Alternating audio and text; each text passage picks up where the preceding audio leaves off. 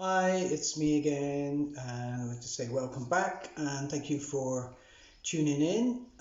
Today I want to talk to you a little bit about cultivating stillness and how we can exercise the body even when we're not doing any movement as such. Why would we do this? So the Chinese have a tradition called Qigong. Qi means energy. Um, And Kung means endurance. It's really the Kung that's probably more important here in a sense, and especially in times like this. So when you're cultivating through stillness, you're working the body, but more importantly, you're working the mind and you are cultivating endurance. And the type of exercise or position that I'm going to show you is precisely about that. It's working your mind, but it's also working your body. And eventually, this becomes a kind of meditation if you do it long enough and practice it. And I would recommend starting off and for the rest of all time, if you can, doing this every day. You're going to start off with 2 to 3 minutes. I'm going to show you two positions. You're going to have 2 to 3 minutes in each position. That's what you're going to aim for starting off, and gradually, day by day, week by week, or whatever, how long it takes for you personally, you're going to build that up to a minimum of, say, 20 minutes. There's reasons for this.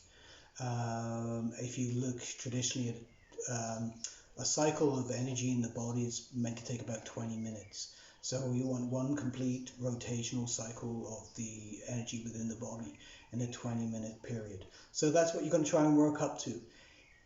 Eventually, you might even double that. Okay, the Chinese have been known to do this for at least an hour standing meditation. So the traditional name is Zhangzhong. I hope I pronounced that right.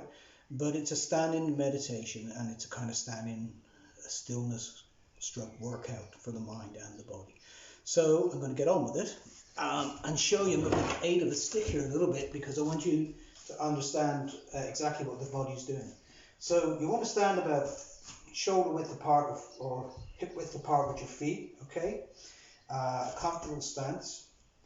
And what you're going to do is you're going to bend the knees. And ideally, what you want to do is bend the knees so they line up over the toes. Okay, so you're not going through because that stresses the knees too much.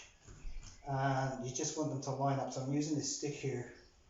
Hopefully you can see that alignment. So I'm not, for example, pushing through this way, and I'm not too high where it doesn't touch. So that's what you're looking at. So if you're looking down at your feet, you're just about covering the toes, okay, with your feet. The other thing that you don't want is you don't want your knees turning in, all right? So not neat, if you like. So you've got to have those knees open over the toes. Don't let them bend in. Don't let the toe turn out and the knee go one way. You want to try and get proper alignment so that the feet point straight ahead.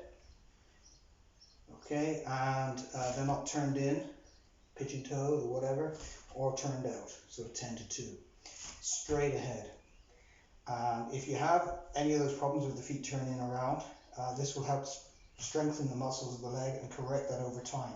Okay, so that's the lower part of the body, and I'm kind of sinking into my hips. I'm not pushing my backside out. I want the hip tucked under so the lower part of the back feels straight. And you can't really see what I'm doing with the stick here, but you really want to get that idea that, again, there's a rod and you bring your back of your head up to that rod. So that means the chin is pulled in a bit, and I'm going to drop the stick out of the way. So you're in that kind of position, but the other thing is I want you to do is puff the chest out. So I want you to go, remember our Heng Ha, you're just going to go and let that chest relax. Quite often we say hold. So we've got this position between the body, the spine is straight, the neck is straight, the chin is pulled back in slightly. You're feeling it, as I say, as if the crown of the head is being pulled by a single twine or string or cord. And you let the shoulders relax. So no tension in the shoulders, let them drop. And you're going to slowly bring the hands up. Okay. Now they're nice and rounded with the elbows dropped. Okay. So you don't have too much tension. They're like this. And almost like the hand should float. And what I want to do is spread the fingers, if you can see that. I'll drop them down a bit. Spread the fingers and have the thumb open. This becomes important over time. But for now, you want the hands, there's different variations. Some people say chest height, and that's fine. Some people say mouth height, and some people say forehead height. And you can play around with it yourself and see what you can manage. This is easier, and this, so forth. It gets harder the higher you hold them. But you want to hold this position.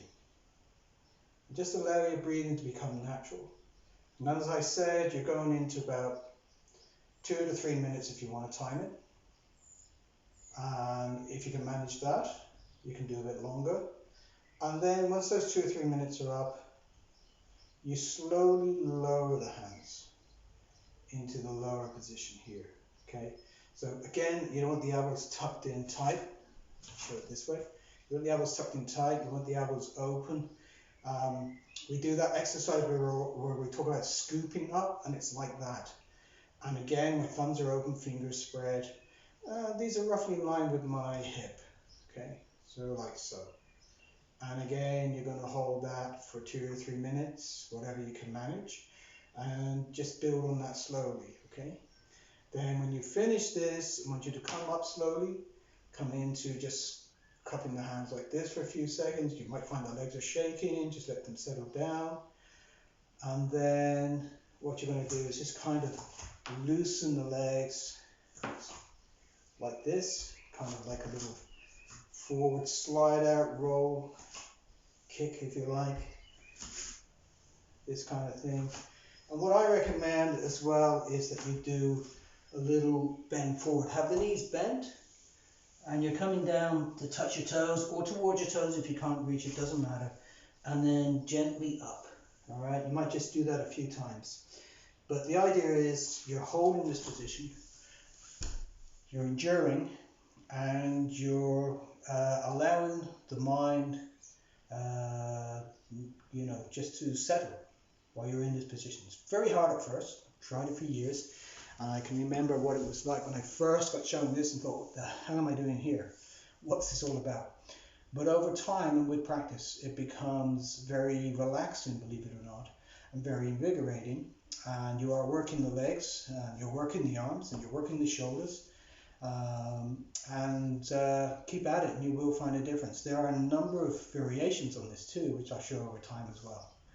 So I hope that works for you. Give me some feedback or any questions. Cheers.